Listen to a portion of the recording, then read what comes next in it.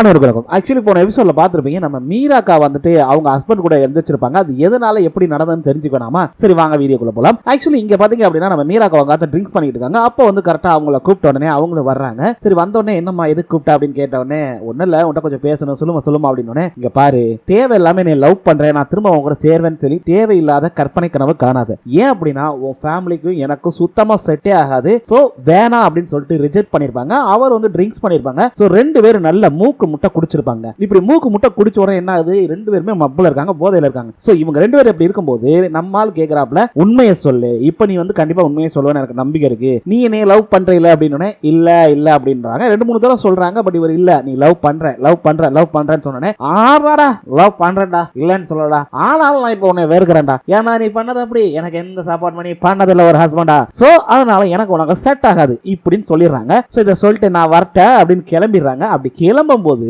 இவங்க ஃபர்ஸ்ட் போயிடுறாங்க. பட் இந்த ஆளுக்கு வந்து போறதுக்கு மனசு இல்லாம அங்கேயே உட்கார்ந்துருக்காங்கல்ல, திரும்ப ரிட்டர்ன் வர்றாங்க. வந்து டேய் இங்க என்ன பண்ற, நீ முதல்ல வந்து ரூமுக்கு போலையா, போ அப்படின்னு. இல்ல நான் போல அப்படின்னு. டேய் வாடா நான் உன்னை டிராப் பண்றேன்டா அப்படின்னு சொல்லி என்னமோ இவங்க கார்ல வந்த மாதிரி நடந்துதான் போறாங்க. அழகா அப்படி தூக்கிக்கிட்டு பாத்தீங்க அப்படின்னா இந்த மாதிரி பொண்டாட்டி எவனுக்கும் கிடைக்காதா அப்படின்னு இங்க ஏங்கிக்கிட்டு இருக்காங்க தமிழ்நாட்டுல முக்காவாசி பேர். ஆனா இங்க பாருங்க எப்படி நடக்குது, புருஷன் பொண்டாட்டி ரெண்டு பேருமே போதையில தள்ளாடிட்டு வர்றாங்க. ஹோட்டல் பக்கத்துல வந்துடுறாங்க. வந்த உடனே இவங்களும் ஹோட்டல் வந்துருச்சு, உள்ளதான் வர்றேன், அவன் உள்ள இல்லப்பா, நான் இங்க இதோ இந்த அழகான கார்ல தான் தூங்க போறேன். ஏய் நிறுத்து, எதுக்காக இந்த கார்ல தூங்க போறேன்ற, உள்ள எனக்கு பிடிக்கல, அதான். ஏன் அது உள்ள என்ன கரப்பாம்பூச்சி இருக்குது, ரொம்ப பெருசா இருக்கு, எனக்கு டிஸ்டர்ப் பண்ணிட்டே இருக்குது. என்னது கரப்பாம்பூச்சியா, இதெல்லாம் ஒரு விஷயமா, வா போவா நானும் வர்றேன் அப்படின்ட்டு இவங்க என்ன பண்றாங்க, உள்ள போறாங்க. வந்தோடனே எங்க இதோ இந்த பெட்டு கடையில தான் இருக்கு ஒரு கரப்பாம்பூச்சி, அதான் ரொம்ப பெருசா இருக்கு அப்படின்னு. அப்படியா, ஏய் கரப்பாம்பூச்சி எங்க இருக்க, வெளியே வா இல்ல வெளியே வர்ற வைப்பேன் அப்படின்னு. அங்க இல்ல இங்க அப்படின்னு இழுத்து பிடிச்சி அங்கிட்டு காட்டுறாரு. அவங்களும் போய் பாக்குறாங்க, எங்க காணமே, ஓடிட்டான், நான் வரவும் ஓடிட்டான் அப்படின்ட்டு. இல்லப்பா அப்படின்னு திரும்பி பாக்குறாங்க. அப்படி திரும்பி பார்க்கும்போது ரெண்டு பேருமே பக்கத்துல இருக்காங்களா, போதையில இருக்காங்களா, அதனால என்ன ஆகுது, கொஞ்சம் ஹைப் ஆயிடுறாங்க. சரி இது சரிப்பட்டு வராது, நம்ம மீராக்கா விலகுவாங்க. பட் இவர் விட மாட்டாரு, டக்குன்னு பிடிச்சி கிஸ் பண்ணிடுறாரு. சோ ரெண்டு பேருமே வந்துட்டு அந்த ட்ரிங்க்ஸ்ல இருந்தனால அவங்களே மறந்துடுறாங்க. சோ அதனாலதான் வந்துட்டு இந்த சம்பவங்கள்லாம் நடக்க ஆரம்பிக்குது. சோ இதுக்கு முடிஞ்ச உடனே அப்படியே விடிஞ்சதுக்கு அப்புறம் பாத்தீங்க அப்படின்னா நம்ம மீராக்கா எந்திரிச்சு பார்த்து மிரண்டுட்டாங்க. டேய் இங்க எப்பறம் வந்து நானு, ஐயோ என்ன நடந்துச்சு, ஓ கன்றாவி அப்படியே அலறாங்க. சோ அதுக்கப்புறம் ரெண்டு பேரும் உட்கார்ந்துருக்கும் போது இவங்க இங்க பாரு, நம்ம ரெண்டு பேரும் போதையில இருந்தோம், அதனால ஏதோ ஒரு தப்பு நடந்து போச்சு, இதை இப்படியே இங்கே ஊத்தி விட்டுட்டு போறது நல்லது, நான் வரட்டேன் அப்படின்னு கிளம்பும்போது டக்குனு கையை பிடிச்சிட்டு இல்ல ஒரு சரி அது என்னமோ போதையில நடந்துச்சு, ஆனா இப்ப நான் போதையில தெளிவா இருக்கேன், எனக்கு நீ வேணும், என்னுடைய மனைவியா நீ திரும்ப என் கூட வரணும், நான் திரும்ப உன்னை லவ் பண்ணணும், திரும்ப உன்னை கல்யாணம் பண்ணணும், நான் உன் கூட வாழ்க்கையை வாழணும்னு ஆசைப்படுறேன், தயவு செய்து அதை அக்செப்ட் பண்ணிக்கோ, என்னால நீ இல்லாம இருக்கவே முடியாது இந்த உலகத்துல அப்படின்ற அளவுக்கு சொல்லிடுறாரு. சோ இதை கேட்டோன்னே நம்ம மீராக்காக்கு என்ன சொல்றதுன்னு தெரியல. சோ அதனால அவங்களும் ஓரளவுக்கு அக்செப்ட் பண்ண மாதிரி தான் தெரியுது, அமைதியாவே இருக்காங்க. பாத்தீங்கன்னா நம்ம ஹீரோவை காட்டுறாங்க. நம்ம ஹீரோ ஏதோ ஒரு டைரி எடுத்து பார்த்துட்டு இருக்காரு. என்னடான்னு பார்த்தா அவருக்கு வந்து சில விஷயங்கள் நடந்திருக்கும், அதெல்லாம் யோசிச்சு பார்க்குறாரு வாழ்க்கையில. அவருடைய மேனேஜர் வந்து ஆல்ரெடி அப்ளை பண்ணிருப்பாரு, அதாவது இதுக்கு ப்ரமோஷனுக்காக. பட் இவர் வந்துட்டு இல்ல என்னால சியோலாம் போக முடியாது, எனக்காக எதுக்கு நீங்க அப்ளை பண்ணீங்க, வேணாம் அப்படின்றப்ப டேய் விளையாடாதரா, என்னடா இது இப்படி சொல்ற, இந்த ஜாபுக்காக அவன் வந்து எவ்வளவு கஷ்டப்பட்டு இருக்கான் தெரியுமா, உனக்கு ஈஸியா கிடைச்சிருக்கா, போறா உன் வாழ்க்கை பாரு, அது மட்டும் இல்லாம இதுதானே உனக்கு லட்சியமே, அப்படி இருக்கும்போது எதுக்காக நீ வந்து போக மாட்டேங்கிற அப்படின்னு கேட்கிறாரு. சோ இவன் வந்து இல்ல எனக்கெல்லாம் இப்போதைக்கு போறதுக்கு இன்ட்ரெஸ்ட் இல்ல, நீங்க போறதா இருந்தா போய்க்கோங்க, என்ன ஆளை விட்டுருங்க அப்படின்னு சொல்லிட்டு ஆள் எஸ்கேப் ஆயிடுறான். சோ அது எல்லாத்தையும் நினைச்சு பார்த்துட்டு ஃபீல் பண்ணிக்கிட்டு இருக்கான். அப்படிங்க நம்ம ஹீரோனியை காட்டுறாங்க. அவங்க அவங்களுடைய ஃப்ரெண்ட்ஸுக்கு ட்ரீட் கொடுத்துக்கிட்டு இருக்காங்க. என்ன ரீசன் அப்படின்னா தனக்காக ஹெல்ப் பண்ணிருக்காங்கல்ல, சோ அதுக்காக எல்லாத்துக்கும் ட்ரீட் கொடுத்துக்கிட்டு இருக்காங்க. இங்க எல்லாருக்குமே வந்து தேங்க்ஸ்ரான்னு சொல்லிக்கிட்டு இருக்காங்க. அதே நேரத்தில் பரவாயில்ல அப்படின்னு நம்ம விக்கி கேட்கறாமா, எதுக்காக நீ இதுல வந்து அவனை இன்வால்வ் பண்ண நினைச்ச, ஏன்னா அவனுக்கு வந்து ஹெல்ப் பண்றேன்னு வேற சொல்லிருக்கல, எதுக்காக அப்படின்னு கேட்கும்போது இல்லடா அவன் கிட்ட நிறைய இன்ஃபர்மேஷன் வாங்கலாம், அதுக்காக தான் நான் அவனை யூஸ் பண்ண சொன்னேன் அப்படின்றாங்க. ஓ ஆமா, அப்புறம் என்ன இன்ஃபர்மேஷன் கிடைச்சதுல அப்படின்னு. ஆமா கிடைச்சது அப்படின்றாங்க. சோ இப்பதான் நம்ம விக்கியும் சொல்றான், ஆக்சுவலி உனக்கு ஒரு விஷயம் தெரியுமா, நம்மளுடைய ராஜ் இருக்கான்ல, அவனுக்கு வந்து ப்ரமோஷன் கிடைச்சிட்டே இருந்துச்சு, கிட்டத்தட்ட 2-3 தடவை கிடைச்சதான், அந்த பைத்தியக்காரன் போகவே இல்லை, ஏன்னு தெரியுமா, ஆக்சுவலி அவன் வந்துட்டு இங்க அம்மாவை பாதுகாக்கணும் அப்படிங்கிறாங்க, ரொம்ப வந்து கோஸ்ட் கார்டு மாதிரி நடந்துட்டு இருக்கான். சொல்ல போனா ஒரு டார்சன் மாதிரி, அதாவது எப்படின்னா அண்டர் வாட்டர் டார்சன், ஆனா அதுல என்ன கொஞ்சம் பூவரான டார்சன் இல்லையாடா, ஆமா அப்படின்னு பேசிக்கிறாங்க. சோ அப்பதான் நம்ம ஹீரோனிக்கே தெரியுது என்ன அப்படின்னா, நம்ம ஹீரோக்குன்னு ஒரு சில ட்ரீம்ஸ் இருக்கும். அந்த ட்ரீம்ஸ் என்ன அப்படின்னா மெயின்லேண்ட்ல போய் அதுவும் வந்து மிகப்பெரிய பிராட்காஸ்ட் பண்ணணும் அப்படிங்கறத, அது மிகப்பெரிய சேனல்ல மிகப்பெரிய லெவல்ல ஒரு பிராட்காஸ்டரா மாறணும் அப்படிங்கிறது அவருடைய ஆசை. சோ அதை தான் வந்து இவங்க சொல்லிக்கிட்டு இருக்காங்க, பசங்களும் இந்த மாதிரிலாம் இருக்குது, இருக்கு. ஆனா இந்த பைத்தியக்கார பையன் போவே மாட்டேங்கிறான். நான் அந்த ஒரு விஷயத்துல சொல்றேன், அவனை பாராட்டி ஆகணும். ஏன்னா அம்மாவை பயங்கரமா அவன் பாதுகாக்கிறான் அப்படின்ற மாதிரி பேசிக்கிட்டு இருக்காங்க. சோ இதெல்லாம் கேட்டோடனே நம்ம ஹீரோனிக்கு ஒரு மாதிரி ஆயிருது. சரி இவனை வந்து இப்படியே விட்டுறக்கூடாது அப்படின்னு முடிவு பண்ணி என்ன பண்றாங்க அப்படின்னா, அது மட்டும் இல்ல நம்ம பசங்க எல்லாம் பேசி முடிச்சுட்டு போனதுக்கு அப்புறம் பாத்தீங்க அப்படின்னா நம்ம ஹீரோனி கையில அந்த அப்ளிகேஷன், அதாவது இவங்க அப்ளை பண்ணி ப்ரமோஷன் ஆகி ஓகே ஆயிருக்கும்ல, அந்த ப்ரமோஷன் லெட்டர் கூட கையில கிடைக்குது. சோ அதையும் எடுத்து வச்சு பாக்குறாங்க. அது எப்படி கிடைச்சதுன்னு பார்த்தா ஒண்ணு இல்ல, இவங்க போட்டோஸ் எல்லாம் எடுத்துட்டு இருந்திருப்பாங்க. அந்த கேப்ல தான் வந்து அங்க கிடைச்சிருந்திருக்கும். சோ அதை எடுத்து பத்திரப்பத்தி எடுத்து இப்பதான் பாக்குறாங்க. சோ பார்த்தனே அவங்களுக்கு புரிஞ்சிருது இதை எப்படியாவது வந்து அவனை ஒத்துக்க வச்சு அனுப்பணும் அப்படின்னு முடிவு பண்ணிடுறாங்க. அதுல கூட பாருங்க நம்ம ஹீரோ வந்துட்டு என்ன பண்றாப்ல அப்படின்னா, அங்க உட்கார்ந்து இருக்கும்போது நம்ம ஹீரோனி கரெக்டா வந்துட்டு அவங்களுக்கு ஃபோன் பண்ணிடுறாங்க. ஃபோன் பண்ணி வாடா அப்படின்னு கூப்பிட்டோன்னே இவரும் கிளம்பி வந்துடுறாரு. ரெண்டு பேரும் உட்கார்ந்து அப்பதான் பேசவே ஆரம்பிக்கிறாங்க. நம்ம ஹீரோவும் சொல்றாரு எதுக்கு இந்நேரத்துக்கு கூப்பிட்டுருக்க அப்படின்னா, இல்ல உன்ட்ட ஒரு முக்கியமான விஷயம் பேசணும். என்னன்னு சொல்லுமா? சோ அப்பதான் நம்ம ஹீரோனி கேக்குறாங்க, ஆக்சுவலி வந்துட்டு இல்லடா நீ சுவிட்சர்லாந்துல அதுவும் அந்த பெரிய பிராட்காஸ்ட் பண்ணனுக்கு போகணும் அப்படின்னு இல்ல, அது என்னாச்சு அப்படின்றப்ப இல்ல நான் அப்ளை பண்ணேன் அது ஃபெயிலியர் ஆயிருச்சு அப்படின்ற மாதிரி சொல்லியிருப்பான். சோ இப்போ என்ன அப்படின்னா நான் வந்துட்டு உங்களுக்கு மெயின்லேண்ட் மட்டும் தான் சொல்லியிருந்தேன், முழு விஷயத்தை சொல்லல. இப்போ சொல்லிடுறேன். நம்ம ஹீரோவா எதுக்காக வந்து அவன் இந்த ஊரை விட்டு போக மாட்டேன்னு சொல்றான்றதுக்கான ரீசன் உங்ககிட்ட சொல்லிருக்கேன். அம்மா, ஹீரோயினுடைய அம்மா. ரெண்டாவது விஷயம் என்ன அப்படின்னா, அவன் இந்த ஊரை விட்டு சிட்டிக்கு மட்டும் போலங்க, சிட்டியையும் தாண்டி சுவிட்சர்லாந்துக்கு போகணும் அப்படின்ற மாதிரி தான் அவனுடைய கனவு இருந்திருக்கு. அதாவது தான் கண்ட்ரியை விட்டு இன்னொரு கண்ட்ரிக்கு போகணும்னு. பட் அந்த மாதிரி போயிட்டோம் அப்படின்னா கண்டிப்பா அம்மாவை காப்பாற்ற முடியாது, தன்னுடைய காதலையும் வர்றதையும் வந்து இது பண்ண முடியாது அப்படிங்கிற ஒரே ரீசனுக்காக அவர் போகாமலே இருந்திருப்பாரு. ஸோ தாராவும் இவங்களை தேடி வருவாங்கிற ஒரு நம்பிக்கையில தான் இருந்திருப்பாரு. ஸோ இப்பயும் நம்ம தாரா கேட்கும்போது இல்ல நான் அப்ளை பண்ணேன், பட் வந்து 2-3 தடவை அப்ளை பண்ணப்ப அந்த இது வந்து அப்ளிகேஷன் ரிஜெக்ட் ஆயிடுச்சு அப்படின்றப்ப, ஏன்டா எவ்வளவு ஏஜ் ஆனா என்னடா நீ திரும்ப அப்ளை பண்ணிக்கிட்டே இரு அப்படின்னு தான் சொல்றாங்க. பட் இவனும் வந்துட்டு ட்ரை பண்றேன் அப்படின்றப்ப, சரி உனக்கு ஒரு நியூஸ், நீ ஏதாவது என்கிட்ட சொல்லணும்னா சொல்லிடு அப்படின்றப்ப, என்ன சொல்ல வேண்டியிருக்கு அப்பெல்லாம் ஒன்றும் இல்லமா அப்படின்னு. இவங்க என்ன பண்றாங்க அப்படின்னா, அவங்க கையில வந்து அந்த அப்ளிகேஷன் வச்சிருப்பாங்களா, அதாவது நம்ம ஹீரோ வந்துட்டு நான் போக மாட்டேன்னு சொல்லியிருப்பாரு, பட் செலக்ட் ஆயிருப்பார்ல, அந்த அப்ளிகேஷன் எடுத்து காட்டுறாங்க. இதை பாரு, இங்க பாரு, இது ஒவ்வொரு மனுஷனுக்கும் கிடைக்கக்கூடிய லைஃப் டைம் ஆப்பர்ச்சுனிட்டினே வச்சுக்கோங்க, உனக்கு உன் லைஃப்ல இது நல்லபடியா கிடைச்சிருக்கு, தயவு செய்து நீ அங்க போய் ஒர்க்க பாரு அப்படின்றாங்க. இவர் அப்படியே பாக்குறாரு, என்னடா அது இவளே போ சொல்றாளே அப்படின்னு ஆச்சரியமா. சோ அப்பதான் வந்து இவங்க இன்னொரு விஷயத்தை சொல்றாங்க, இங்க பாரு உன்னோட லட்சியம்ன்றதே வந்துட்டு இந்த இடத்துக்கு போய் இந்த இதை பண்ணணுங்கிறது தான் உன்னோட லட்சியம். சோ எதுக்காக வந்து உன் லட்சியத்தை விட்டு கொடுக்குற, யாருக்காக உன்னுடைய லட்சியத்தை விட்டு கொடுக்காத, உன் லட்சிய பாதையை நோக்கி நீ போய்கிட்டே இரு அப்படின்றப்ப அவர் அப்படியே பாக்குறாரு, இங்க பாரு தாரா, நீ வந்து இப்ப பிரச்சனையாகி திரும்ப வந்திருக்க, பட் நீ திரும்ப வந்துட்டு ஒருவேளை மெயின்லைன் போயிட்ட அப்படின்னா அம்மாவை யாரு பாத்துக்கிறது சொல்லு பார்க்கலாம். சோ நீங்க எல்லாருமே மெயின்லைன் போயிருவீங்க, அம்மாவை பாத்துக்கிறதுக்கு நான் ஒருத்தன் தான் இருக்கேன், அப்பாவையும் பாத்துக்கணும், எல்லாரையும் பாத்துக்கணும்ல, சோ அதனால நான் இங்கேயே இருக்கேன் அப்படின்றப்ப, இல்ல நீ ஒன்னும் பயப்பட வேணாம், அதுக்கு நாங்க மாற்றுதா நிறைய ஏற்பாடு பண்ணிட்டோம், சோ அம்மாவையும் பாத்துக்கலாம் அப்பாவையும் பாத்துக்கிறதுக்குலாம் ஆள் இருக்குது, நீ தயவு செய்து இந்த இதுக்கு வேலைக்கு போ அப்படின்னு சொல்லி சொல்றாங்க. நம்ம ஹீரோ வந்துட்டு முடியாதுன்னு தான் சொல்றாரு. பட் நம்ம ஹீரோனி சொல்றாங்க, இல்லடா ஆக்சுவலி இங்க பாரு, என்னுடைய கனவுக்கு நீ ஒவ்வொரு நாளும் ஒவ்வொரு தடவையும் வந்து எனக்கு ஹெல்ப் பண்ணிக்கிட்டே இருக்க, சொல்ல போனா என்னோட லட்சியத்தை அடையிறதுக்காக நீ நிறைய சப்போர்ட் பண்ணிருக்கணும் எனக்கு, அப்படி இருக்கும்போது உன்னுடைய லட்சியத்தை அடையிறதுக்காக நான் இந்த ஒரு சப்போர்ட் கூட பண்ண மாட்டேன், என்ன நினைச்ச நீ அப்படின்னு சொல்லி கேக்குறாங்க. இவரும் அமைதியாவே இருக்காரு, அதே நேரத்தில் போறதுக்கு சம்மதம் சொல்லாமலே இருக்காரு. ஆனா இவங்க வந்து ரொம்ப ஸ்ட்ரிக்ட்டா இல்ல நீ அங்க போயே ஆகணும் கொஞ்சம் அழுத்தம் கொடுக்கவுமே அவர் வந்துட்டு ஒரு ஸ்டேஜ்ல சரி ஓகே நான் போறேமா அப்படின்னு ஒத்துக்கிறாரு. சோ ஒரு வழியா நம்ம ஹீரோவை ஒத்துக்க வச்சுட்டாங்க நம்ம ஹீரோயினி. ஏன் அப்படின்னா நம்ம ஹீரோயினி கூட வந்து சொல்லியிருப்பாங்க, இல்லடா ஒவ்வொரு தடவையும் நான் பிரச்சனைல இருக்கும் போது நீ தான் என்னை காப்பாத்தின அப்படின்னு சொல்லி அந்த இது எல்லாத்தையுமே அப்படியே காட்டுறாங்க. சோ நம்ம ஹீரோ ஒவ்வொரு பிரச்சனைல இருக்கும் போதும் நம்ம ஹீரோயினிக்கு நிறைய அட்வைஸ் பண்ணிருப்பாரு, காப்பாத்திருப்பாரு, நீ ஓகேவான்னு கேட்டிருப்பாரு. இந்த மாதிரி விஷயங்கள்லாம் சொல்லும் போது அவரும் வந்து ஒத்துக்கிறாரு ஓகேமா அப்படின்னு. சோ ரெண்டு பேருமே அப்படியே பார்த்து சிரிச்சுக்கிறாங்க. அப்படிங்க 2 வருஷம் கழிச்சு காட்டுறாங்க யாரு நம்ம ஹீரோயினி. ஆக்சுவலி நம்ம ஹீரோயினி மெயின்லாண்டுக்கு வந்துட்டாங்க. அதுவும் எங்க போய்கிட்டு இருக்காங்க, அவங்களுடைய ஃப்ரெண்ட்ஸை பாக்குறதுக்காக. நம்ம ஹீரோ இப்ப சுவிட்சர்லாந்துல இருக்காரு. விக்கி கூட வந்து சத்தம் போடுறான், ஏய் தாரா ஏன் இப்படி இவ்வளவு லேட்டா வர்ற, கொஞ்சம் கூட உனக்கு இதே பொறுப்பே இல்லையா, இன்னைக்கு தான் டின்னர் இருக்குன்னு சொல்லியிருக்கோம்ல அப்படின்னா, சரா விட்றா கொஞ்சம் லேட் ஆயிடுச்சு அப்படின்றப்ப அதே மாதிரி அவங்க எடுத்து சாப்பிட்டு இருக்காங்க நம்ம சாமு. ஆனா இருந்தாலும் சொல்ற தாரா நீ வந்து ரொம்ப பிஸியா இருக்கிற மாதிரி ஆக்ட் பண்ற பத்தியா அப்படின்னா, டேய் நான் பிஸியா இருக்கிற மாதிரி ஆக்ட் எல்லாம் பண்ணலடா, உண்மையிலேயே நான் பிஸியா தான்டா இருக்கேன் அப்படின்றாங்க. உடனே அவங்க ஒரு நிமிஷம் இன்னைக்கு நாம பிஸியா இல்ல, ஆக்சுவலி இவங்க தான் பிஸியா இருக்காங்க. ஆமா எப்படி உன்னோட பாய் ஃப்ரெண்ட் இன்னைக்கு அநேகமா அந்த டின்னரை ரெடி பண்ணான்னு தெரிஞ்சுக்கலாமா? அது மட்டும் இல்ல எனக்கு ரொம்ப நாளா கேட்க நினைச்சேன், எப்படி வந்து நீ இவனை ஓகே பண்ண எனக்கு ஒண்ணுமே புரியல அப்படின்றப்ப சோ அப்பதான் சொல்றாங்க நம்ம தலைவர் விக்கி என்ன தெரியுமா பண்ணிப்பாரு, ப்ரப்போஸ் பண்ணிப்பாரு. இப்ப யாரும் தெரியுதுல, வேற யாரே நம்ம ஹீரோயினுடைய அசிஸ்டன்ட் தான். அப்பதான் அந்த பொண்ணு சொல்லுது, இல்ல ஆக்சுவலி வந்துட்டு இவர்கிட்ட என்னோட நம்பர்லாம் இருந்துச்சு, 6 மாசமா இருந்தாலும் ஒரு டெக்ஸ்ட் கூட பண்ணதில்ல, திடுதிப்புன்னு நம்ம ஸ்டுடியோ வாசல்ல வந்து நின்னாரு ஒரு நாள், வந்து நின்னுட்டு நான் உங்ககிட்ட பேசணும் முக்கியமான விஷயம் பேசணும் அப்படின்னா சொல்லுங்க அப்படின்னு. பட் அப்ப கூட வந்து பாருங்களேன் பயங்கரமா திணறிக்கிட்டே இருந்தாரு. திணறிக்கிட்டே இருக்கவும் நான் கூட சொன்னேன் சரி ஓகேங்க எதுக்கு திணறீங்க, பேசாம டெக்ஸ்ட் பண்ணிருங்க, அதான் என் நம்பர் இருக்குல்ல உங்களுக்கு மெசேஜ்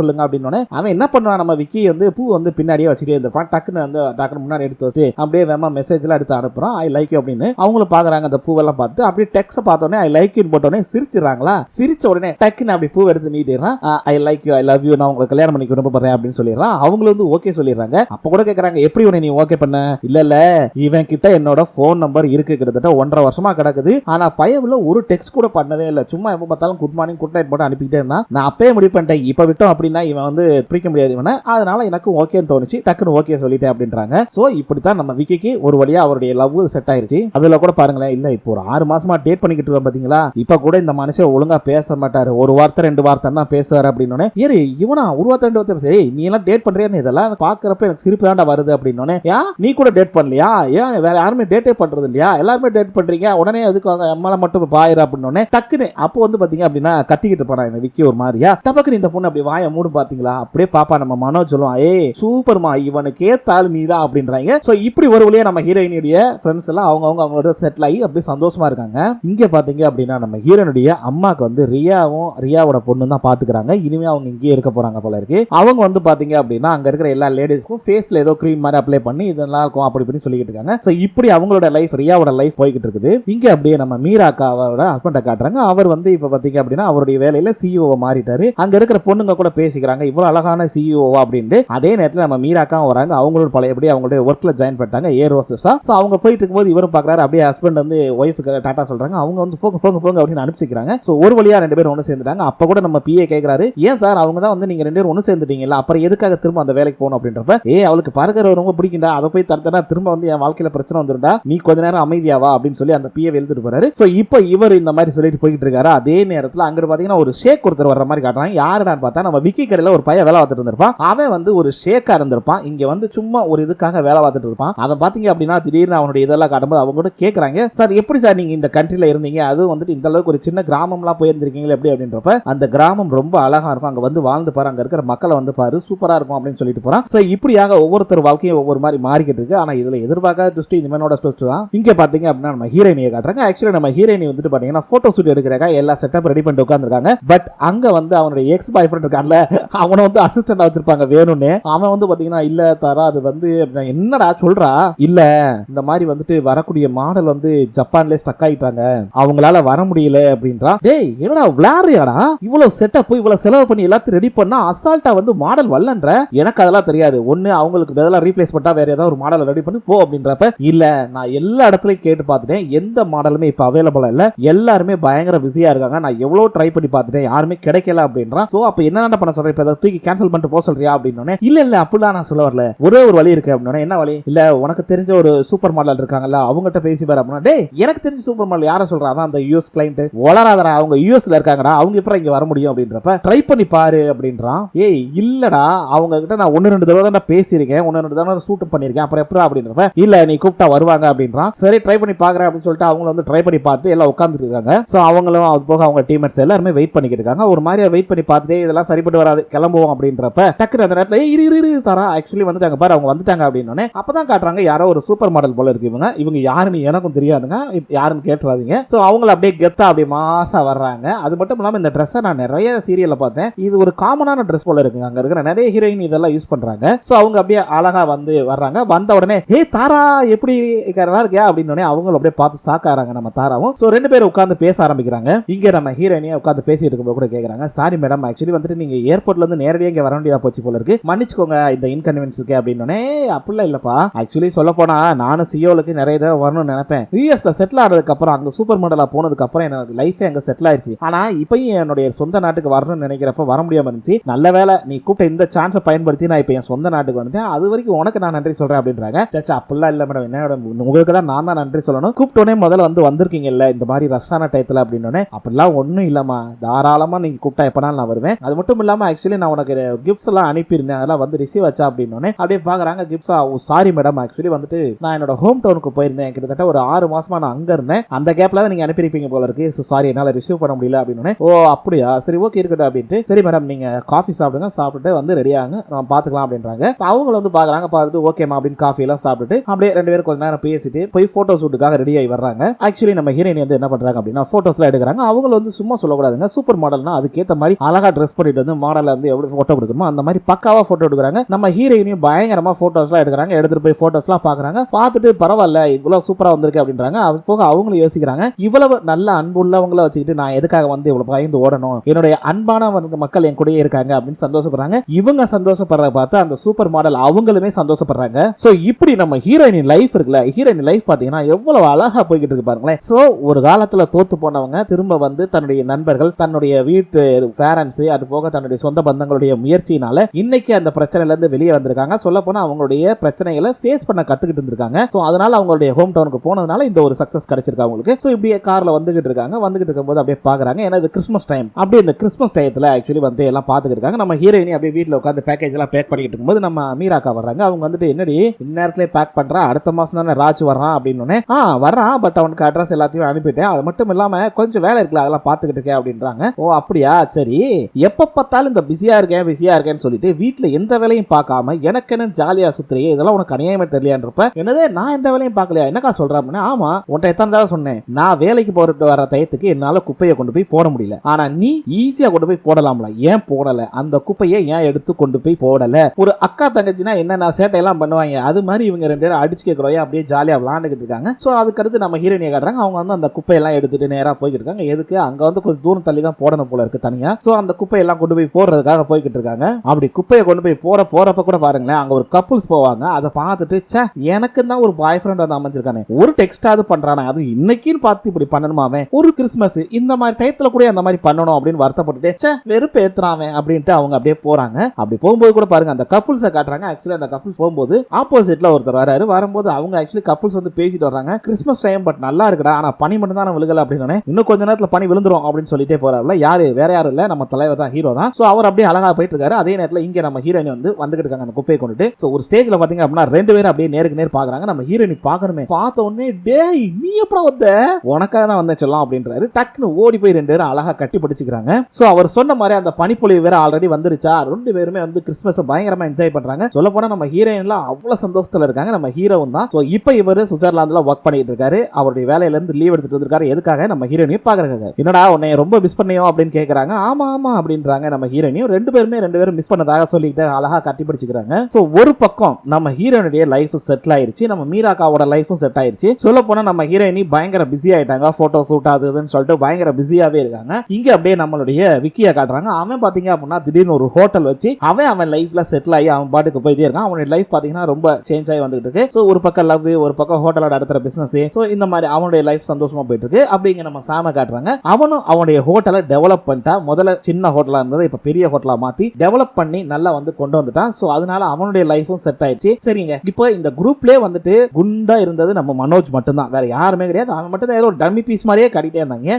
அவன் இப்போ என்ன பண்றான்னு தெரியணும்ல, ஏன்னா நம்ம ஹீரோக்கு லைஃப் செட்டில் ஆயிடுச்சு, மத்த எல்லாருக்கும் செட்டில் ஆயிடுச்சு. இவன் ஒருத்தன் தானே இருக்கான். இவன் என்னடா பண்றான் அப்படின்னு பார்த்தோம் அப்படின்னா ஒண்ணு இல்லைங்க, நம்ம பையன் வந்து கார்ட்டூன் நாவல் எழுதுவான் போல இருக்குங்க. சோ அவனுக்கு இந்த நாவல் எழுதுறது, கதைகள் எழுதுறது ரொம்ப பிடிக்கும் போல இருக்கு. பயவுள்ள இத்தனை நாள கதை தான் எழுதிட்டு இருந்திருக்கு. பாத்தீங்கன்னா அதுல வந்து கார்ட்டூனோட டிசைன் வரைகிறது, அது போக வந்து அந்த நாவல்ஸ் எழுதுறது. அதாவது வந்து இப்ப இந்த நிறைய கார்ட்டூன்ஸ் பார்த்துருப்பீங்க, அதாவது பொம்மை படம் போட்டிருக்க அவங்க பேசிக்கிட்டே இருக்கிற மாதிரி கதைகள் இருக்கும், பழைய மெத்தட்ஸ் சொல்லுவாங்க இதை. சோ அந்த மாதிரியான விஷயங்களை அவன் பண்ணிக்கிட்டு இருக்கான். சொல்ல போனா அவன் இப்போ ஒரு பெரிய ஆளாயிட்டான். அதுல வந்து பயங்கர ஃபேமஸான ஆளும் கூட. அவனுக்கு கீழே ஒரு 4-5 அசிஸ்டன்ட் வேலை இருக்காங்க. பயங்கரமா மனோஜ் எல்லாம் செட் ஆயிட்டாங்க. சோ இங்க நம்ம ஹீரோவை காட்டுறாங்க. ஆக்சுவலி அவர் ட்ரைனிங் எல்லாம் முடிச்சுட்டு இங்க வந்துட்டாரு. வந்து திரும்ப அதே பிராட்காஸ்ட்ல வேலை செய்திருக்காரு, அதுவும் மெயின்லேண்ட்ல. சோ இங்க என்ன ஆகுது அப்படின்னா அந்த சியோல உட்கார்ந்துருக்கும் போது ஆக்சுவலி அங்க பழைய மேனேஜர் வருது. சார் ஓகே சார், பிராட்காஸ்ட் முடிய போகுது சார், என்ன சார் சொல்லுங்க சார் அப்படின்னு பேசிக்கிட்டு இருக்காங்க. பட் அந்த நேரத்துல வந்துட்டு அப்படி குடுகுடுன்னு ஓடி வராரு. ஐயோ இவனா அப்படின்னு எல்லாம் பாக்குறாங்க. சார் இல்ல சார், ஆக்சுவலி அந்த வெதர் டிகிரி வந்து ரொம்ப கம்மியா இருக்கு, -4 டிகிரிக்கு மேல போகுது, இல்ல கண்டிப்பா வந்து ஸ்னோ விழுகும் அப்படி இப்படின்றாரு. பட் இதை எவனு கேட்கற மாதிரி இல்ல. இவனை யாரா உள்ள விட்டது வாடா அப்படின்னு சொல்லி அந்த புது மேனேஜர் வந்து அவனை இழுத்துட்டு போறாரு. இழுத்து போய் அவன் விட மாட்டேங்கிறான். இல்ல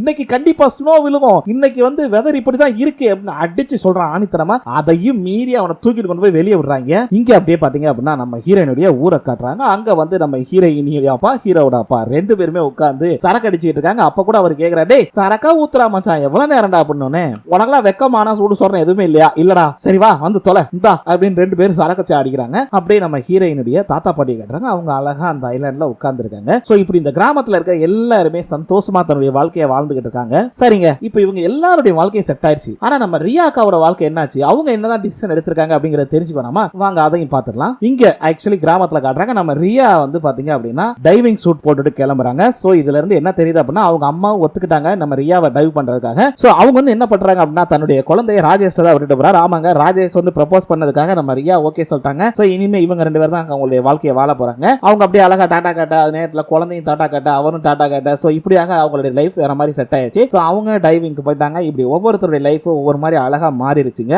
சோ இதுல என்ன சொல்ல வர்றாங்க அப்படின்னா நமக்கு எவ்வளவு கஷ்டம் இருந்தாலும் சரிங்க, என்ன பிரச்சனை வந்தாலும் சரி அதை தன்னுடைய பேரண்ட்ஸ்ட்ட சொல்லுங்க அப்படிங்கிற மாதிரி, அதாவது தங்களுடைய குடும்பத்துக்கிட்ட அதை ஷேர் பண்ணுங்க அப்படிங்கிற மாதிரி தான் சொல்லியிருக்காங்க. குடும்பத்திட்டையும் நண்பர்கள்கிட்டையும் ஷேர் பண்ணுங்க, கண்டிப்பா அந்த பிரச்சனைக்கு அவங்க ஹெல்ப் பண்ணுவாங்க. அப்படி ஹெல்ப் பண்ணும்போது நீங்க அந்த பிரச்சனைல இருந்து வெளியே வருவீங்க அப்படிங்கிற மாதிரி சொல்லியிருக்காங்க. சொல்ல போனா எவ்வளவுதான் நம்ம வீழ்ந்து, அதாவது எவ்வளவு பெரிய இடத்துக்கு போனாலும் நம்ம மிகப்பெரிய பிரச்சனை வந்து ஒருவேளை கீழே இறங்கலாம், அதே மாதிரி எவ்வளவு கீழே இருந்தாலும் எவ்வளவு பெரிய உயரத்துக்கு வேணாலும் போகலாம் ஒரு மனுஷன். சோ பிரச்சனைகள் அப்படிங்கிறது பொண்ணு ஆணுலாம் கிடையாது, எல்லாருக்குமே வந்தா ஒரே மாதிரியா தான் வரும். சோ அதனால வர்ற பிரச்சனைகளை எல்லாரும் கூட சேர்ந்து வந்து சமாளிங்க அப்படிங்கிறாரு. மட்டும் இல்ல, இது பெண்களுக்காக ஸ்பெஷலாவே வந்து போடப்பட்டது. சரி, ஓகே மக்களே, இதோட இந்த எபிசோடே முடிஞ்சது. இது எபிசோட் மட்டும் இல்ல, இந்த மொத்த வெப் சீரிஸுமே முடிஞ்சது. சோ இது நல்லா இருந்துச்சு அப்படின்னா கண்டிப்பா கமெண்ட் பண்ணி சொல்லுங்க, ஓகேவா? அது மட்டும் இல்ல, நாளைக்கு உங்களுக்கு சூப்பரான ஒரு வெப் சீரிஸோட வர்றேன். இனிமே நம்ம சேனல்ல கண்டிப்பா சொல்றேங்க, எந்த ஒரு தங்கு தடையும் இன்றி வீடியோ வரும், அதுக்கு நான் முழு கேரண்டி. ஓகே மக்களே, மீண்டும் நாளை சந்திக்கலாம். நன்றி.